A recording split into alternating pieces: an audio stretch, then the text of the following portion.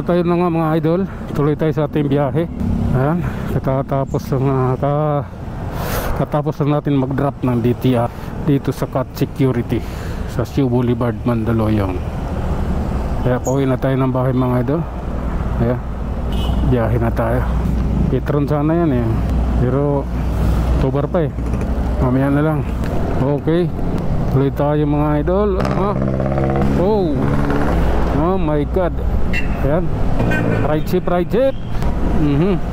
Oh my goodness. Yeah. Dito tayo. Pag tayo dyan pag-ibig, kasi ano yung pag-ibig dyan eh, daming taong matawid eh, pero lumalabas. Kaya sa gabal pag nandun ka sa gilid. Okay, tuloy mga idol, tuloy sa biyahe. Bakit ganun? Okay, lalay.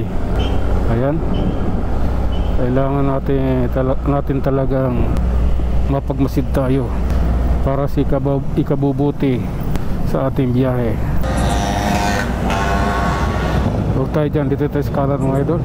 Nandito yung tamang daan namin papuntang Kalintong. Yung kaliwa kasi na yan, papuntang yan eh, City Hall. Dito tayo. Oh my god, alalay lang. Yeah. Ito na yun mga idol, oras na para sa aming lahat. Masikip pa. Bakit kaya? Bakit masikip? Okay, may taxi. Lalay. May mga butas eh, malalaki yung butas dito. Natapalan lang ng espalto. Ano ba yan? Abalos. Sawa niya na ko po rito eh, Mayor. Pati 1 bar na. Saan may Petron dito? Nag 1 bar. Dapat pala doon ako nagpakarga paglabas ko. Nag Petron gasol na agad daw. Petron gasol, pagas sa Petron. Total to sarado, lugi siguro, or finish contract. Ganyan yung karamihan ng sabi nung tinanong ko pag nagsara yung isang gas station. Karamihan dyan finish contract. Tapos yung kontrata sa yung lupa na pinaglagyan, political motorcade, diba? Ayos na. May political motorcade na pala sila rito. Kopya. Okay, lagi lang idol. Alalay. At grabe grabe yung palikod na yan eh. Napakahirap ng paliko na yan eh. Andun pala may doon sa taas, may Petron doon. Pag akyat mo, pagbaba mo ng bundok, pag akyat mo ng konti, may Petron doon. Okay na yun, naalala ko na, may Petron pala doon. 3 beses na nga pala ako nagpakarga doon sa lugar na yan. Okay, relax lang. Yan, guna kaibigan, paririn mo na yan. Nakabuntot lang ako sa'yo, para sa atin to. Lalay. Opya. Wala talaga sa ayos. Ayun lang mga idol, ito na yung katotohanan mga idol.